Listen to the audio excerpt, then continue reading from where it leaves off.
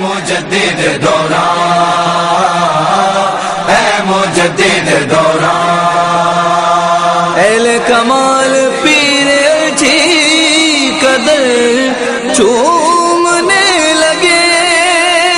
منظر مراقبے میں کئی گھومنے لگے، ڈالی جو میرے پیر اچھی نے بھرپور ایک نظر، عالم کتاب چھوڑ کے سب جھومنے لگے۔ اے مجدد دوران، اے مجدد دوران، اے مجدد دوران، اے مجدد دوران۔ نحمده ونصلي ونسلم على رسول الكريم، اما بعد فاعوذ بالله من الشيطان الرجيم، بسم الله الرحمن الرحيم، ان الله وملائكته يصلون على النبي يا ايها الذين امنوا صلوا عليه وسلموا تسليما، اللهم صل على سيدنا محمد وعلى اله بعدد كل معلوم لك، صلاة وسلام عليك يا سيدي يا رسول الله۔ امام ربانی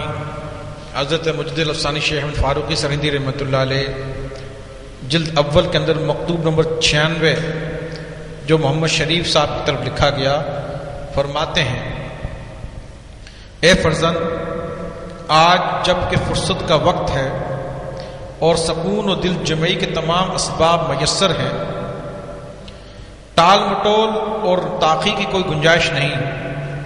زندگی کے بہترین اوقات کو جو اٹھتی ہوئی جوانی کا زمانہ ہے، بہترین اعمال یعنی اپنے مالک کو مولا تعالیٰ تقدس کی طاعت و عبادت میں صرف کرنا چاہیے۔ آپ رحمۃ اللہ نے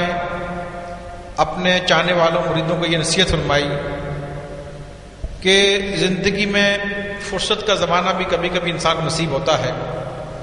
کہ جب اس کے پاس وقت ہوتا ہے اور دل جمعی اور سکون، جب انسان کی صحت صحیح ہوتی ہے، کوئی بیماری نہیں ہوتی، جوانی کا وقت ہوتا ہے اور جسم میں طاقت ہوتی ہے تو سکون کا معاملہ ہوتا ہے۔ اگر ایک آنکھ کے اندر بھی تکلیف ہو تو انسان پریشان ہوتا ہے۔ فرمایا کہ جب تیرے کو فرصت بھی ہو اور تیری صحت بھی اچھی ہو، جوانی کا زمانہ ہو، پھر ٹال مٹول کی کوئی تاخیر کرنا اور ٹال مٹول کرنے کی گنجائش نہیں ہے، کیونکہ یہ بہترین زمانہ ہے، تیرے پاس بہترین ٹائم ہے جوانی کا۔ اس میں کیا کرنا چاہیے؟ آپ فرماتے ہیں کہ میرے بچے، میرے چاہنے والے، اس میں تو ایسے اعمال کر کہ یعنی کہ اللہ تبارک و تعالیٰ کی اطاعت اور عبادت میں صرف کرنا چاہیے، یعنی کہ ایسا ہی زندگی بسر کر لے کہ جس میں اللہ کی رضا ہو، وہ کام کر جس میں اللہ کی رضا ہو، ان کاموں سے بچ جا جس میں اللہ کی ناراضگی ہے، جن کاموں کو اللہ نے کرنے کا حکم دیا ہے ان کو کر، جن سے منع کیا ان سے رک جا، جو فرض و واجب ہے اور سنت و مستحب اس کو تو ادا کر۔ فرماتے ہیں آگے: اور نصاب موجود ہونے کی صورت میں زکوٰۃ ادا کرنا بھی ضروریات اسلام میں سے ہے، اسے بھی رغبت بلکہ خدا کا احسان جانتے ہوئے ادا کرنا چاہیے۔ اللہ تعالیٰ نے اپنے کمال کرم سے پورے دن رات میں صرف 5 وقت عبادت کے لیے مقرر کیے ہیں، اور بڑھنے والے مال اور چلنے والے مویشیوں میں صرف 40واں حصہ تحقیقاً یا تقریباً فقراء کے لیے معین فرمایا ہے، اور مباحات کے استعمال کے میدان کو فراغ کر دیا ہے۔ بہت ہی بے انصافی ہے کہ دن رات کی 60 گھڑیوں میں 2 گھڑی بھی اللہ تعالیٰ کی اطاعت میں صرف نہ کیا جائے، اور 40 حصوں میں صرف 1 حصہ بھی فقراء کو نہ دیا جائے، اور مباحات سے وسیع دائرے سے پاؤں باہر نکال کر حرام اور مشتبہ چیزوں تک لے جایا جائے۔ آپ فرماتے ہیں اللہ تبارک و تعالیٰ تجھ پر زکوٰۃ بھی فرض کی ہے، اور کتنا آسان فرمایا ہے کہ 40 حصوں میں سے 1 حصہ فقیروں کو دینا، 1 حصہ 40۔ اللہ نے تجھے مال دیا ہے اور حکم دیا کہ ان 40 حصوں میں 1 حصہ فقیروں کو عطا کر، اور 60 گھڑیوں میں 2 گھڑی بھی تو اللہ کی عبادت نہ کرے، 5 وقت اللہ نے نماز فرض کی ہے، 2 گھڑی بھی اللہ کی عبادت نہ کرے تو کتنا بیوقوف ہے۔ اللہ تعالیٰ نے بہت مباحات، بہت ساری جائز، لاکھوں باتیں جائز رکھی ہیں اور کچھ باتوں کو حرام کیا ہے۔ ان جائز لاکھوں باتوں کو چھوڑ کر تو پھر بھی حرام کی طرف جائے تو یہ تیرے لیے بدبختی کی بات ہوگی، خرابی کی بات ہوگی۔ پھر آگے فرماتے ہیں موسم جوانی میں جو نفس امارہ کی سلطانی کا زمانہ ہے اور شیطان لعین کے غلبے کا وقت ہے، تھوڑے عمل کو زیادہ ثواب کے ساتھ قبول فرماتے ہیں۔ فرماتے ہیں جوانی کو جو زمانہ ہوتا ہے یہ نفس امارہ جو انسان کے اندر نفس ہے اس کی سلطانی ہوتی ہے، بادشاہی ہوتی ہے، کہ جوانی کے اندر جو نفس کی بادشاہی ہوتی ہے، اور شیطان لعین جو اس کا مددگار ہے اس کے غلبے کا وقت ہے، وہ غلبہ کرتا ہے اس وقت میں۔ لیکن اس وقت اگر کوئی آدمی تھوڑا عمل بھی کرے اللہ تعالیٰ اس کو ثواب زیادہ عطا فرماتا ہے۔ اور کل جب ارذل عمر تک پہنچا دیں گے اور حفاظ اور قوی سست ہو چکے ہوں گے اور سکون دل و جمعی کے اسباب منتشر ہو جائیں گے، حسرت و پشیمانی کے سوا کچھ حاصل نہ ہوگا، اور بہت ممکن ہے کہ کل بڑھاپے کے وقت تک فرصت نہ دیں، اور ندامت اور پشیمانی کی فرصت جو ایک طرح کی توجہ ہے میسر نہ آئے۔ فرماتے ہیں کہ کل جب بڑھاپے کا وقت آ جائے گا، انسان بوڑھا ہو جائے گا، اس کے اعضاء سست ہو جائیں گے اور بیماریاں لگ جائیں گی، دل جمعی اور سکون کا یہ وقت ختم ہو جائے گا، تکلیفوں کا وقت شروع ہو جائے گا۔ اس وقت اگر تو نے جوانی ضائع کر چکا ہوگا، وقت اچھا وقت تو نکال چکا ہوگا،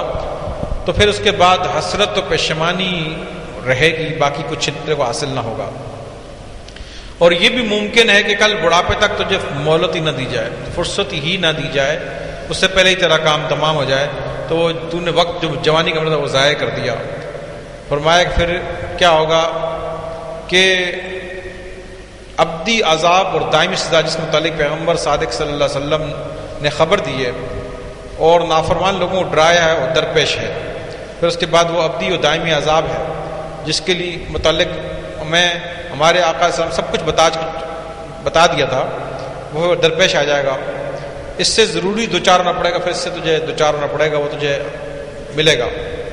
آج شیطان مردود خدا تعالیٰ جل سلطان کے کرم کا دھوکہ دے کر مداحمت میں ڈالتا ہے اور خدا سبحانہ کے عفو کا بہانہ کر کے گناہوں کا ارتکاب کراتا ہے۔ یعنی بہت سارے لوگ ایسے ہیں کہ وہ دھوکے میں شیطان نے ان کو ڈالا ہوا ہے، وہ اللہ تعالیٰ بڑا غفور کرم کرنے والا ہے، کرم ہو جائے گا، چھوڑ دو، ٹھیک ہے مولوی صاحب تم باتیں یہ پیر صاحب باتیں کرتے رہو، اللہ کرم کرنے والا بیڑا پار ہے جی، اور بیڑا پار ہے جی، بس لگے رہتے ہیں گناہوں میں اور غلطیوں میں اور اس میں الٹے سیدھے کاموں میں۔ آپ تاریخ کی سیدنا شیخ عبد القادر جیلانی رحمۃ اللہ علیہ عوارف المحارب پڑھ رہے ہیں، رسالہ شریعہ پڑھ رہے ہیں، جتنے بھی بڑے بڑے اولیاء کرام کی کتابیں لکھی ہیں اس میں سوکھے بیڑے پار کا ایک لائن دکھا دیں جس میں لکھا ہو سوکھا بیڑا پار ہے جی۔ ابھی دکھا دیں، کل دکھاتے ہیں، پہلے ایک سال تک پڑھ کے مجھے ایک سال بعد دکھا دینا، پھر صاحب آپ نے کہا تھا دیکھو لکھا ہوا ہے سوکھا بیڑا پار ہے، کوئی ایک لائن مجھے دکھا دینا،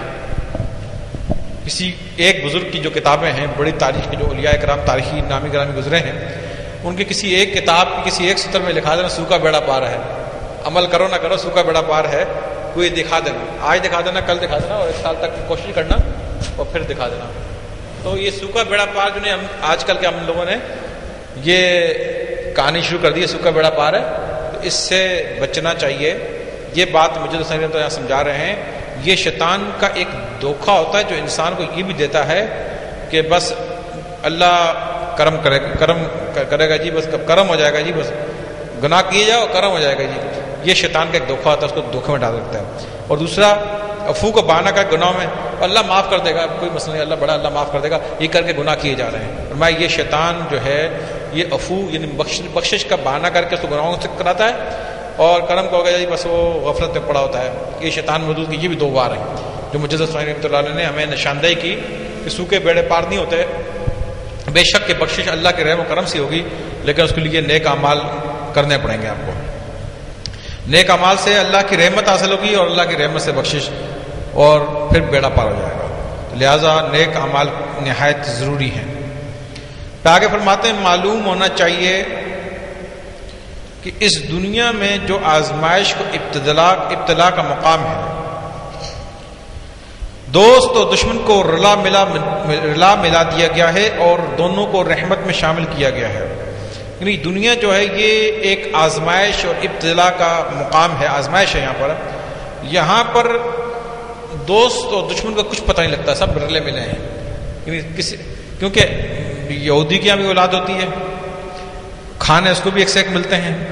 عورتیں اس کے پاس بھی ایک سے ایک حسین ہیں، صحت ان کی بھی بہترین ہے، بڑے ٹھاٹ باٹ ہیں، بڑے مزے ہیں. مسلمان کے پاس بھی نعمتیں ہوتی ہیں، اولاد ان کی بھی ہوتی ہے، ہندوؤں کی بھی ہوتی ہے. تو یہاں دشمن دوست سب رلے ملے ہیں. اس کی پھر آگے مثال دیتے ہیں کہ قرآن شریف میں اللہ نے فرمایا ہے کہ میری رحمت ہر شے کو وسیع ہے. میری رحمت، قرآن میں اللہ فرماتے ہیں میری رحمت ہر شے کو وسیع ہے. دنیا میں رحمت اللہ کی کافر پر بھی ہے اور مسلمان پر بھی ہے. ان کو بھی یہ مانے یا مانے، اولاد، یہ ہوا، یہ پانی، یہ خوراکیں، یہ نعمتیں یہ اللہ ہی دیتا ہے. وہ نہیں مانے یا مانے نہ مانے، لیکن دیتا اللہ ہی ہے. دنیا میں اللہ ان کو یہ چیز نہیں روکے گا. لیکن فرماتے اس مضمون کو ظاہر کرتی ہے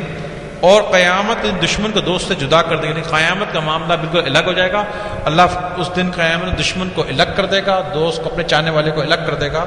اس کے متعلق اللہ تعالیٰ سورہ یاسین میں فرماتا ہے وَامْتَازُوا یَوْمَ أَیُّھَا الْمُجْرِمُونَ، اے مجرموں آج تم الگ ہو جاؤ. یعنی قیامت میں اللہ تعالیٰ ان کو الگ کر دے گا، اپنے چاہنے والوں کو الگ کر دے گا. قیامت کا معاملہ اس کے برعکس ہوگا. اس بات کی خبر دیتی ہے اس وقت رحمت کا کوڑا دوستوں کے نام نکلے گا اور دشمنوں کو محروم، مطلق اور واضح طور پر ملعون قرار دیں گے. تو قیامت میں جو ہے اللہ کی رحمت صرف اپنے چاہنے والوں کے لیے ہوگی، اور جو ملعون دشمن تھے ان کو مطلق طور پہ محروم کر دیا جائے گا، بالکل اور ملعون قرار دیا جائے گا کہ اللہ کی رحمت سے دور. قرآن شریف میں اللہ نے فرمایا میں اپنی رحمت عنقریب ان لوگوں کے لیے لکھ دوں گا جو تقوی اختیار کرتے ہیں. اللہ نے فرمایا میں اپنی رحمت عنقریب ان لوگوں کے لیے لکھ دوں گا جو تقوی اختیار کرتے ہیں. تقوی ایک لفظ ہے، ایک لائن میں اس کا کوئی معنی یہ ہوگا، ایک سطر میں اگر کوئی جائے تقوی کیا ہے، ایک لائن میں اس کا تشریح یہ ہوگی کہ جن کاموں کو اللہ نے کرنے کا حکم دیا ہے ان کو کرے اور جن سے منع کیا ان سے رک جائے. اللہ کے منع کیے ہوئے کاموں کو چھوڑ دے، جن کے کرنے کا حکم دیا ان کو خوشی سے کرے. یہ تقوی کی ایک مختصر تشریح، تو بہت لمبی ہوتی ہے، ایک شارٹ کٹ تشریح یہ ہے. یہ لوگوں کے لیے اللہ فرماتا ہے کہ میں اپنی عنقریب اپنی رحمت ان کے لیے لکھ دوں گا. اور زکوٰۃ دیتے ہیں جو ہماری آیات پر ایمان رکھتے ہیں، جو ایمان رکھتے ہیں زکوٰۃ دیتے ہیں اور حلال اور حرام کی تمیز کرتے ہیں، یہ متقی لوگ ہیں. اللہ فرماتا ہے کہ قیامت دن میری رحمت صرف ان کے لیے ہوگی. اس معنی کی شاید تو گواہ ہے، یعنی میں اپنی رحمت ثابت کر دوں گا اور ان لوگوں کے لیے جو کفر و معاصی سے پرہیز کرتے ہیں اور زکوٰۃ ادا کرتے ہیں. تو اللہ تعالیٰ نے کرم اور رحمت کو آخرت میں ابرار اور نیک کردار اہل اسلام کے لیے مخصوص کر دیا ہے. تو قیامت کے دن جو ہے جو گناہوں سے بچتے ہیں، زکوٰۃ ادا کرتے ہیں اور نیک لوگ ہیں اور اہل اسلام اور نیک کردار، اچھے کریکٹر کے مالک ہیں، دنیا میں نیکی کی طرف رغبت کرنے والے، گناہوں سے بچنے والے، یہ قیامت میں رحمت ان کے لیے مخصوص ہے. جب یہ باتیں دیکھو اتنی شدت کے ساتھ بتائی جا رہی ہیں، بار بار بتائی جا رہی ہیں. میں نے ابھی آپ کو اتنا بڑا چیلنج کیا کہ ایک لائن بھی آپ تاریخ کی کتابوں میں سوکھے بیڑے پار کی لا کے دکھا دیں، نہیں دکھا سکتے. تو پھر شیطان نے آپ کو کیوں دھوکے میں ڈالا ہوا ہے جب آپ کے پاس اس کے حوالے کے لیے ایک لائن بھی نہیں ہے؟ یعنی کسی قرآن حدیث تو دور کی بات ہے کہ کسی بزرگ کی کسی ایک کتاب میں ایک لائن سطر بھی آپ کے پاس نہیں ہے. یہ جو باتیں میں کر رہا ہوں یہ جگہ جگہ جگہ جگہ قرآن میں، حدیث میں، بزرگوں کی کتابوں میں آپ کو جگہ جگہ یہ بات ملے گی. تو جب بار بار ایک بات کی جا رہی ہے، بار بار کی، تو مقصد ہی کہنے کا اللہ بھی کہہ رہے ہیں، رسول بھی کہہ رہے ہیں، اولیاء بھی کہہ رہے ہیں. تو یار اکثر بیڑا پار اسی میں ہوگا نا یار، نہ کہ لوگوں کی دھوکے دینے والی باتوں میں بڑے پار ہوں گے. سوکھے بیڑے پار کرنے والے بہت سے جعلی پیرا بہت ملیں گے، سوکھے بیڑے پار جی بہت سے ایسے ملیں گے. وہ ان کے پاس کوئی روایت نہیں ہے، کوئی دلیل نہیں ہے اور کوئی ان کے پاس کوئی ثبوت نہیں ہے. بس وہ اپنی منطقی باتوں میں اپنے کوئی چکر بازی میں لگا کے لوگوں کے ایسی سوکھے بیڑے پار کر رہے ہیں. تو یہ یہاں پر موجودہ سنگ فرماتے ہیں یہ شیطان جو ہے اس کا دھوکہ ہے اور اس کے یہ بہانے ہیں جو انسان کو اس کے ذریعے اس کے جسم کو استعمال کر کے تمہیں جو ہے وہ اس میں مبتلا کر رہا ہے شیطان. تو جب یہ آپ کے پاس کوئی دلیل نہیں ہے، کوئی ثبوت نہیں ہے، کوئی ایک سطر ایک لائن نہیں ہے سوکھے بیڑے پار کی، تو پھر یہ جو ہے جب کہ یہ باتیں تقوی، پرہیزگاری، نیکی، یہ آپ کو قرآن میں، حدیث میں جگہ جگہ یہ ڈرایا جائے گا، جگہ جگہ آپ کو جو نا وہ یہ بات جو نا بتائی جائے گی. تو پھر چاہیے آپ کو کہ بھائی جب یہ باتیں بار بار بتائی جا رہی تھی اس پر آپ کو عمل کرنا چاہیے. اپنے آخرت کو داؤ پہ مت لگاؤ، کسی کے کہنے پہ مت ضائع کرو اور یہ جو باتیں جس میں 100% لوگوں کا مطلب ہے، 1% بھی ایسا نہیں جو وہ والی باتیں کہیں، سب کا ووٹنگ اس طرف ہے، سب کے احکامات اور خیرات اس طرف ہیں، تو آپ کو اس طرف ہی دھیان دینا چاہیے، اور وہ ساری باتیں شیطان کا دھوکہ ہے۔ مجھے سمجھ صاف کلیئر یہاں پہ لکھ دیا ہے، شیطان اللہ کی بخشش کا دھوکہ بھی دیتا ہے اور کرم کا دھوکہ دے کے انسان کو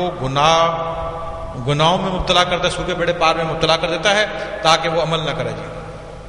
غفلت میں مبتلا کر دیتا ہے۔ غافل امید اللہ بخش دے گا، غافل غفلت میں پڑ جائے، بخش دے گا، غفلت میں پڑا رہے گا۔ اور خوف انسان کو زیادہ خوف، بالکل ڈر جائے گا، زیادہ خوف میں مبتلا ہو جائے گا تو وحشت اللہ سے پھر بھی دور ہو جائے گا، خوف میں زیادہ مبتلا ہو جائے گا۔ تو فرمایا کہ بزرگ فرماتے ہیں کہ خوف اور امید دونوں چیزیں تمہارے پاس ہونی چاہیے، اللہ کا خوف بھی ہونا چاہیے اور امید بھی ہونی چاہیے۔ تو اللہ سے اچھی امید بھی چاہیے، اللہ پہ کرم بھی کرے گا، بخش دے گا، ساتھ میں عمل بھی۔ خوف کا مطلب عمل ہوگا، عمل بھی ڈٹ کر کرے، ساتھ امید رکھے کہ میرا رب مجھے بخش دے گا، عمل کر کے پھر اللہ سے امید رکھے۔ تو خوف ہوگا تو عمل ہوگا، اور امید ہوگی تو لازمی بات ہے اللہ سے جیسی امید رکھو کہ ویسا وہ کرم کرے گا، لیکن اللہ کے پاس عمل لے کر جانا، اعمال صحیح سوالے لے کر جانا، توشہ لے کر جانا، اللہ پھر کرم کر دے گا۔ تو لہٰذا خوف اور امید دونوں چیزیں آپ کے پاس ہوں گی تو یہ خشیت پیدا ہو جائے گی،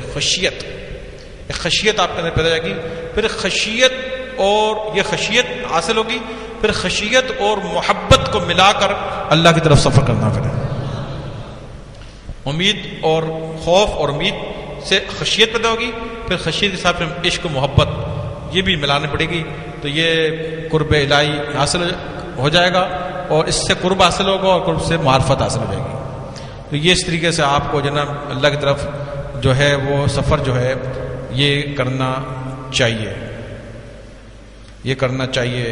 نیک صالح اعمال، میں نے پہلے بھی تذکرہ کیا ہے کہ نیک صالح اعمال،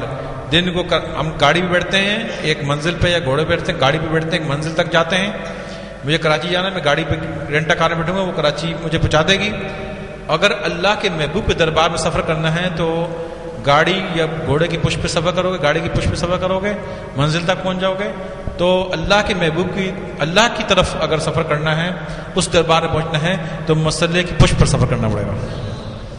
رات کو مسلح کی پشت، رات کو جب کوئی بھی سب سو رہے ہوں تو اس وقت مسلح پہ کھڑا ہو جا اور مسلح کی پشت پر سوار ہو جا، تو وہ سفر جو ہوگا وہ اللہ کے دربار کی طرف سفر ہوگا، اس دربار تک تجھے پہنچا دے گا۔ تو یہ خالی سوکھے بیڑے پار نہیں، مطلب کہ یہ مسلح کی پشت پہ بیٹھنا پڑے گا، اور یہ سجدے کرنے پڑیں گے، اور نمازیں ادا کرنی پڑیں گی۔ تو یہ ایک بزرگ فرماتے ہیں اگر کسی انسان کو یہ معلوم ہو چلے کہ میں ولی ہوں کہ نہیں، تو تہجد کی نماز ادا کرے، تہجد کے بعد اگر اس کو جام ملے اللہ کی طرف سے تو سمجھ جانا چاہیے کہ میں اللہ کا ولی ہوں۔ اس وقت بڑے خصوصی جام ملتے ہیں، اور جام اس کو ملے پیے تو سمجھ جانا چاہیے کہ میں اللہ کا ولی ہوں۔ تو تہجد کی نماز رات کو ضرور پڑھنی چاہیے، اور جس وقت سب دنیا سو رہی ہو کھڑا ہو کے مصلی پہ کھڑا ہو جائے۔ یہ اللہ والوں کے طریقے، اور یہ ریاضت مجاہدہ، یہ ذکر فکر، یہ عبادت، یہ تہجد، یہ قیام، یہ سجود، یہ تصوف ہے۔ تصوف یہ ہے کہ چونکہ بڑے پار نعرے بازی الٹی سی کہانیاں، یہ تصوف نہیں ہے جو آج کل کے زمانے میں لوگ آپ کو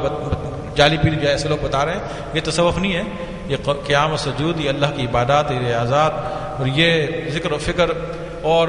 یہ جناب اللہ مناجات، یہ اللہ کے دربار میں رونا دھونا، یہ تصوف، یہ طریقہ ہے۔ یعنی کہ اس کو اور مختصر کرتے ہیں کہ دنیا میں رہ کر، دنیا میں رہنا ہے، دنیا میں رہ کر، دنیا میں تو رہنا ہے، تو دنیا میں رہنا ہے، دنیا میں رہ کر، لیکن دل سے دنیا کو نکال دے۔ جو دنیا میں رہ کر، مخلوق کے ساتھ رہ کر دل سے دنیا کو نکال دے، دنیا میں تو رہے،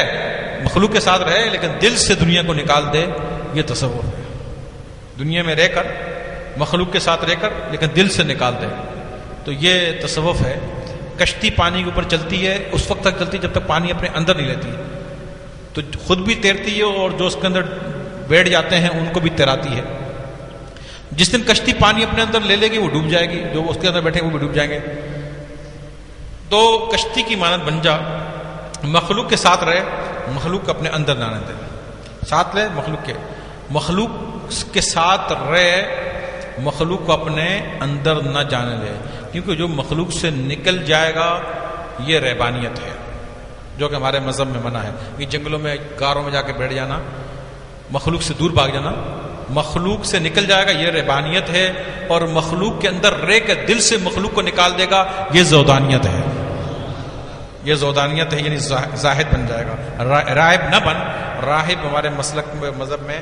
نہیں، زاہد بن، زودانیت،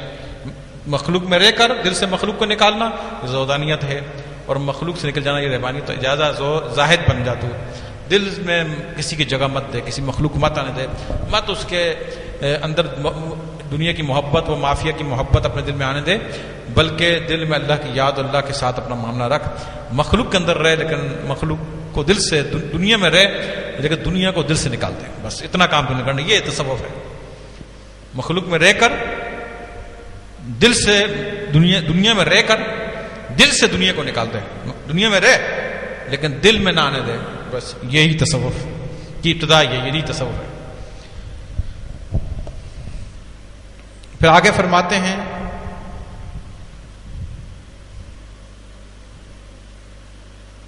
ہاں مطلق اہل اسلام کے لیے بھی اگر خاتمہ اچھا ہوا تو رحمت سے حصے ملے گا،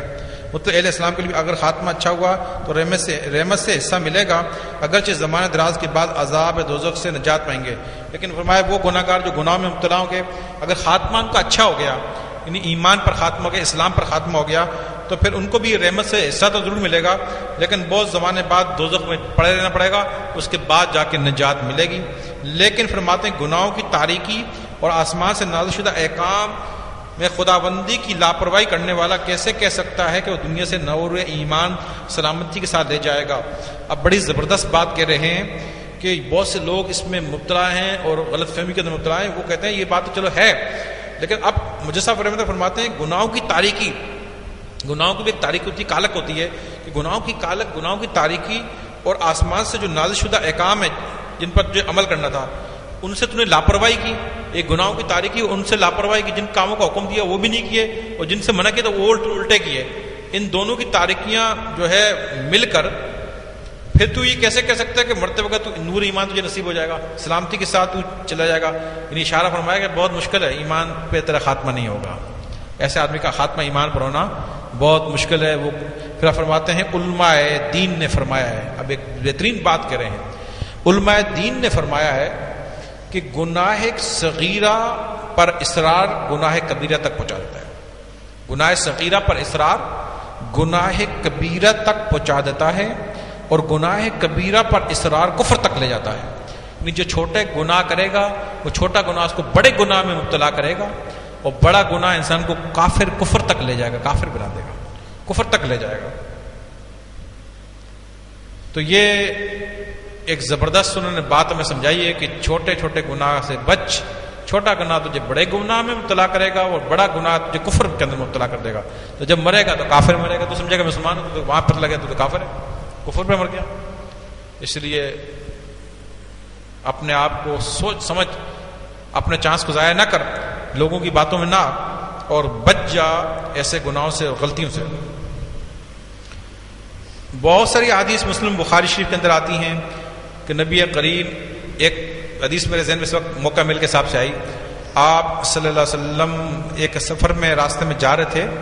کہ دو قبروں پر عذاب ہو رہا تھا، آپ نے فرمایا صحابہ ان دونوں قبروں پر گالوں پر عذاب ہو رہا ہے، اور آپ نے فرمایا کہ یہ کوئی زیادہ بڑی غلطی کی وجہ سے عذاب نہیں ہو رہا، کچھ زیادہ بڑی غلطی کی وجہ سے عذاب نہیں ہو رہا، بلکہ ایک پیشاب کے چھینٹوں سے نہیں بچا کرتا تھا، اپنے کپڑوں کو ناپاک رکھتا تھا، یعنی کہ طہارت نہیں کرتا تھا، جو طہارت نماز کی کنجی اور نماز جنت کی کنجی ہے، طہارت نہیں کرتا تھا، پیشاب کے چھینٹوں سے نہیں بچتا تھا، جس کی وجہ سے اس کو قبر کا عذاب ہو رہا ہے۔ اور دوسرا جو ہے، دو روایتیں الگ الگ ہیں، چغلی کھاتا تھا یا پھر غیبت کرتا تھا، ایک متعلق ایک روایت میں غیبت کرتا تھا، دوسری میں کہ چغلیاں کرتا تھا، یعنی ادھر اس کی بات اس کو لگاتا تھا، اور غیبت یعنی غیبت غیب سے ہے، یعنی پیٹھ پیچھے، غیبت یعنی غیب سے ہے، تو غیب مطلب پیٹھ پیچھے کسی کی بات کرنا، جو کہ کسی کی ایسی بات کی جائے جو اس کے اندر موجود ہو، اس نے کی ہو، لیکن اگر وہ بات ان کے سامنے کی جائے تو ناراض ہو، تو اس کی بات کو کسی پیٹھ پیچھے کسی دوسرے سے کرنا یہ غیبت ہے۔ فرمایا اس کی وجہ سے قبروں کے اندر عذاب ہو رہا ہے۔ آپ نے ملاحظہ فرمایا، پھر ہری شاخیں آپ نے رکھ دی اور فرمایا کہ جب تک یہ تر رہیں گی، اللہ کا ذکر کریں گی، ان کے عذاب میں کمی ہوگی۔ اب دیکھیں کہ یہاں پر صرف غیبت کی وجہ سے، جو کہ کھلے عام لوگ کر رہے ہیں، کسی کو احساس نہیں، یہ مسلم متفق علیہ حدیث ہے، اور اس میں دیکھ لیں کہ وہ اس پہ غیبت کی وجہ سے ان کے آسمان ظاہری حیات میں اس پر عذاب ہو رہا ہے، غیبت کی وجہ سے، اور پیشاب کے چھینٹوں سے ناپاک رہتا ہے، ناپاکی کی وجہ سے عذاب ہو رہا ہے۔ اب یہاں پر یہی بات سمجھائی، چھوٹے گناہ سے تو بچ، وہ تجھے بڑے گناہ میں مبتلا کر دے گا، بڑے گناہ میں مبتلا کر دے گا۔ صغیرہ کبیرہ، یعنی صغیرہ چھوٹا گناہ، کبیرہ بڑا گناہ۔ چھوٹا گناہ تجھے بڑے گناہ میں مبتلا کر دے گا، اور بڑا گناہ تجھے کفر تک لے جائے گا۔ اس لیے پھر آگے فرماتے ہیں کہ اند کے پیش تو گفتم غم دل ترسی دم، کہ دل ارزدہ شوی ورنہ سخن بیسار است۔ میں نے تیرے سامنے تھوڑا سا غم دل بیان کیا ہے، میں ڈرتا ہوں کہ تو دل ارزدہ ہوگا، ورنہ باتیں تو بہت ہیں، باتیں تو بہت ہیں، تھوڑی سی باتیں سامنے بیان کی ہیں تاکہ تیرا دل ارزدہ نہ ہو۔ آگے فرماتے ہیں حق سبحانہ وتعالیٰ بحرمت حضرت محمد رسول اللہ صلی اللہ علیہ وسلم اپنے پسندیدہ کاموں کی توفیق نصیب کرے۔ بس یہ مکتوب یہاں پر ختم ہو گیا۔ یہ مکتوب آپ کے سامنے پیش کیا گیا، جس میں آپ رحمۃ اللہ نے نہایت ہی نصیحت کی باتیں ہمیں سمجھائیں، اور اس میں خاص طور پر یہ سمجھایا کہ میرے بچوں، جوانی کی جو وقت تجھے ملا ہے نا، اس کو ضائع نہ کرنا۔ تمہیں ناسمجھ و نادان ہو، تم بڑھاپے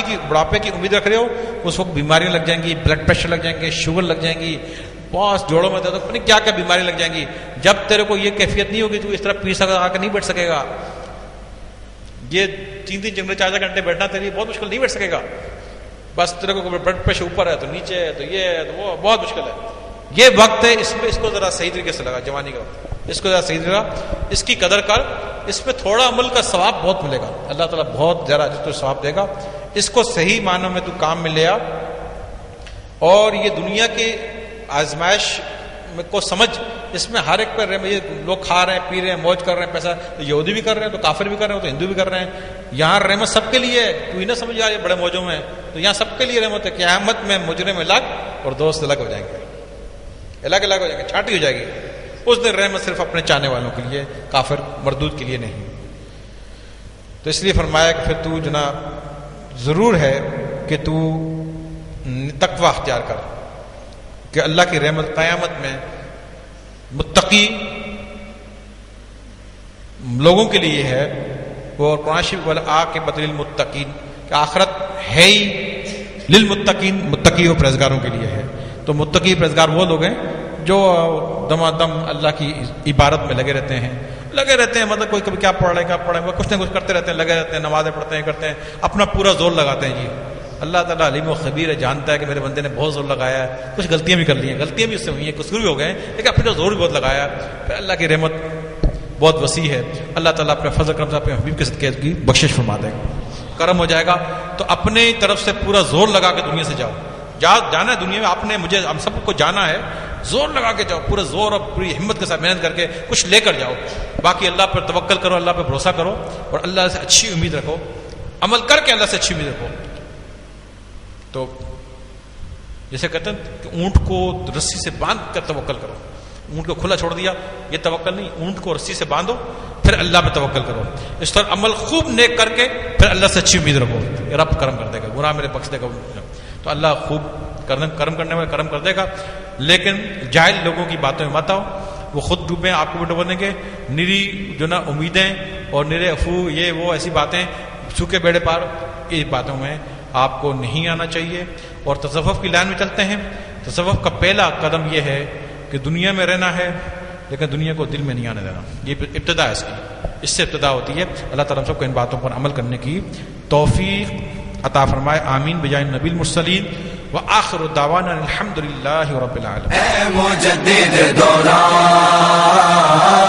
اے مجدد دوران، اہل کمال پیر جی قدر چومنے لگے، منظر مراقبے میں کئی گھومنے لگے. ڈالی جو میرے پیر جی نے بھرپور ایک نظر، عالم کتابیں چھوڑ کے سب جھومنے لگے. اے مجدد دوران، اے مجدد دوران، اے مجدد دوران.